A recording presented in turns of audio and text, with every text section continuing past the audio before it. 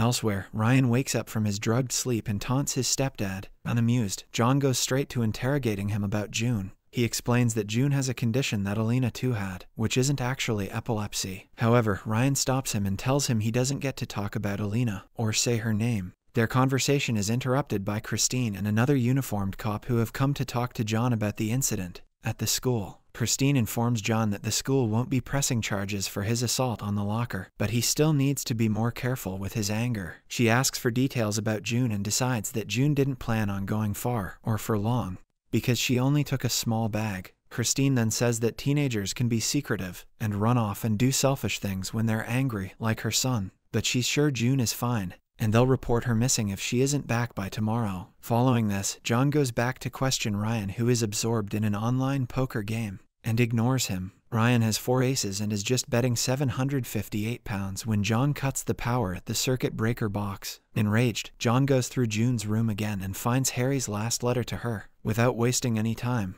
he gets in his truck to go find Christine. In Norway, Rana takes Alina to a basement lab where Halvorsen wants to run tests on her to determine the original emotional trigger that caused her to shape-shift. He says that emotion is what causes her to continue to do so, and encourages her to let the emotions come. But if she feels out of control, he advises her to remember who she is. Next, Halvorsen puts on classical music and shows her a series of slides that she doesn't react to. Then, an image of a mother humpback whale and her baby causes Alina to get emotional. She flashes back to images of John leaving in his truck without her. Her emotions become more intense as another image, a couple holding each other, reminds her of being with John. Finally, an image of a dead ant causes her emotions to go haywire, and she struggles desperately not to shift. She begs Halvorsen to stop the test, but instead, he continues showing her slides as he encourages her to remember her mantra. As she shakes violently, Halvorsen leaves the room where Rana is waiting, and the duo listen to Alina continuing to struggle. Later, Steiner calls Halvorsen with an update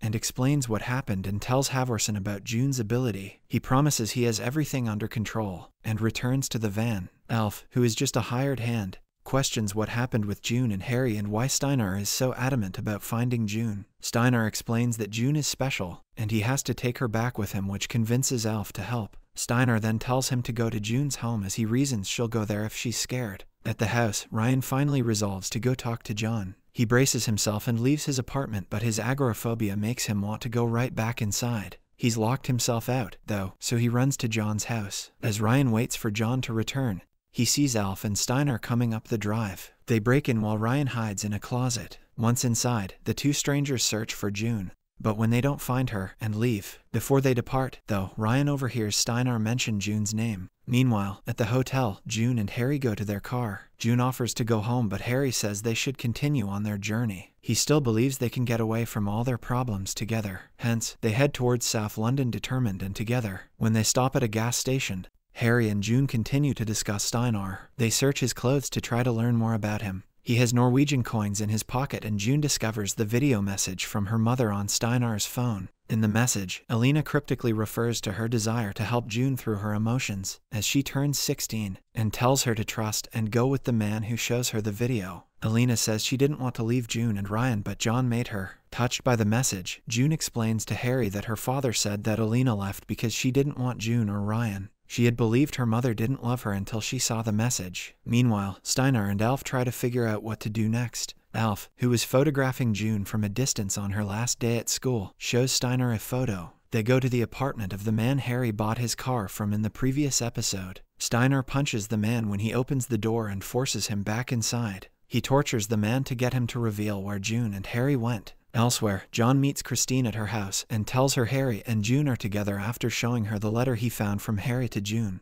They argue over whose kid was responsible for the situation. Ultimately, Christine concludes that they likely planned the whole thing together. She believes they'll come back eventually, and tells John if they haven't returned by tomorrow she'll get a search put out. Suddenly, Christine has to leave as she receives a call to the apartment where Steinar broke in. The man there, Dean, insists that it was a break-in, but Christine notices the ring Harry gave him as payment for the car. Suspicious, she tells Dean to tell her what really happened. Meanwhile, John returns to his house and finds Ryan waiting. He's shocked Ryan went outside, but Ryan ignores his questions about that and gets straight to the point. Two men broke into the house, and one said June's name, which makes both the men worried. Ryan admits June was supposed to call him but hasn't. When John insists Ryan tell him where his daughter is, Ryan makes him agree that if he tells John where she is, he will come with him. Eventually, John agrees and Ryan desperately tries to manage his anxiety as they drive to find June. In Sweden, Halvorsen and Ronna discuss Alina's test. Halvorsen cannot come to a concrete conclusion as the results of the test confuse him. However, they also discuss the news that June is indeed a shapeshifter. This makes Halvorsen excited as it is rare to find a mother and daughter shifter pair. That night, June and Harry are excited to make it to London. They go to an apartment to stay with some of Dean's friends. Unfortunately, the living arrangements aren't exactly what they had in mind. But Harry reassures June that no one will come after them there. As they look at the view of London from the roof, Harry asks June if she thinks her mother really has epilepsy, or if her father knew about the shape-shifting. June is skeptical, but Harry believes that all of John's rules may have had to do with his knowledge of what could happen to her. As he talks, June watches Alf's and Steiner's van pull up outside the apartment. Without wasting further time, Harry and June run to their car and speed away. Steiner and Alf see the car drive past the alley where they've parked and run back to their van and drive after them. June observes that her mother's video says she could trust Steiner, so she's not sure that running is the best plan. But Harry seems certain it is and keeps driving until he loses control and hits a parked car. They leave their damaged car and continue to flee on foot. After a brief chase, June and Harry manage to escape from Steiner and spend the night at the top of a slide on a children's playground. They then go to clean up in a public restroom and then continue on their way. Meanwhile, in their hometown, Harry's mother goes to find John at his farm, but he's already left with Ryan. Unfortunately, Ryan isn't handling their quest well. He desperately wants to help his sister, but going out into the world before he's had any treatment for his agoraphobia makes him anxious. Seeing this, John thinks he should take Ryan home, but the latter musters his courage and insists they keep going. In Norway, Alina is still reeling from the test Dr. Halvorsen gave her the previous day. Ronna goes to talk to Alina, who is considering leaving. Against Halvorsen's wishes, Ronna brings up June and tells Alina that June ran away from home, and they've confirmed she's a shapeshifter. However, this news horrifies Alina as she didn't want that for June. Following this, Ronna finds Halvorsen and tells him what she told Alina, and claims she did it because she got confused. It is clear that her mental state and alertness are getting worse as time passes. In London, June and Harry try to figure out what to do. They left their bags at the apartment where they had planned on staying, so they have nothing but the clothes on their backs. Then they run into a stranger who offers them sympathy and shelter on his boat, which they cautiously accept. As they make themselves comfortable, June starts thinking about Steiner again. He knows where her mom is, which is more than anyone in her family can say. Harry suggests that maybe John knew more than he let on about her mom's conditions and about her whereabouts, but June insists John felt as abandoned by Alina as she and Ryan did. Elsewhere in the city, Steiner wakes up in the back of Alf's van. Steiner is desperate as he can't find June. Seeing this, Alf suggests they talk to the kids in the apartment where they originally found her. In Norway, Halvorsen attempts to discuss things with Alina and tells her June will be safe and happy at the sanctum. Alina says she wants that for June, but she can't continue with her treatments or else she'll go mad. After a brief silence, Halvorsen wants to know how she'll help June now that they know she's a shapeshifter too. Alina claims she knew about June from the moment she was born, but always put herself first. Halvorsen counters that when June gets there she'll have a support system and a role model, and Alina will have to be the kind of role model June needs. On the stranger's boat, Harry and June soon fall asleep as they are too tired. When they wake up they find he's having a party above deck. The owner of the boat, Shane, offers them a job. If they distribute drugs for him on the party circuit, he'll give them a percentage in cash. Since the duo have no better option,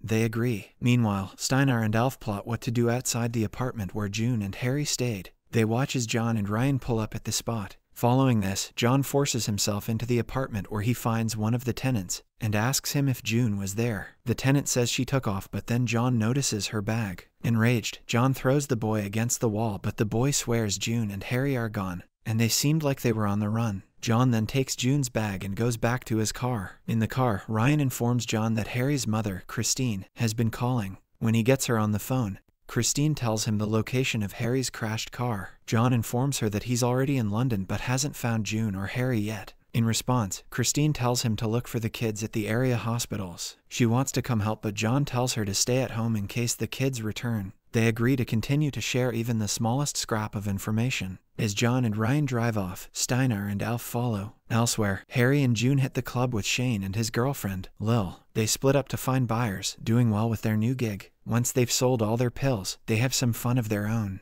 but Shane and Lil decide to push things up a notch by dosing their drinks. When a fight breaks out on the dance floor, June starts to get stressed. Lil comes over and hugs her, and June shifts into Lil as the real Lil goes catatonic. Next, June, not realizing what happened, finds Harry and tries to kiss him, but Harry pushes her away. He knows it's June, but he still doesn't feel right kissing her when she looks like someone else. Finally realizing what's happened, June starts crying and runs to the bathroom. Harry follows and tries to calm her down. Once Harry gets her relaxed again, June transforms back to herself. They leave the club, where they find a still unconscious Lil being taken away in an ambulance. Shane is standing at a safe distance. He can't understand what happened. Lil's always been able to handle her drugs. June, feeling responsible, steps forward and gives an EMT one of the pills she was selling, assuming that's what Lil also took. June goes in the ambulance with Lil. Outside, Shane tries to give Harry his cut of their take for the night, but Harry refuses. After a while, Harry finds June in the waiting room of the hospital. June tells him they checked her in too, and she gave them her real name. But she won't see the nurse. Unfortunately, Lil's in a coma, which hits Harry hard. His dad was in a coma and hasn't been the same since. Later that night, June goes to see Lil while Harry calls his mother. He tells her he's not sure he's strong enough to stay on his current path. Christine asks him to tell her where he is so she can come get him. Harry ignores the request and instead, he tells her about June's ability. After what happened with Lil, Harry's worried June could hurt him. Not understanding, Christine tells Harry that what he's experienced is just love. As the end credits roll in, Christine adds that things go wrong sometimes and one can't do anything about it. Hearing these words, Harry realizes that what's happening isn't June's fault, and he hangs up the phone after apologizing to his mum. Subscribe for more videos like this, turn on the notification, and leave 1,000 likes or 100 comments if you'd like us to continue part 2. Thank you.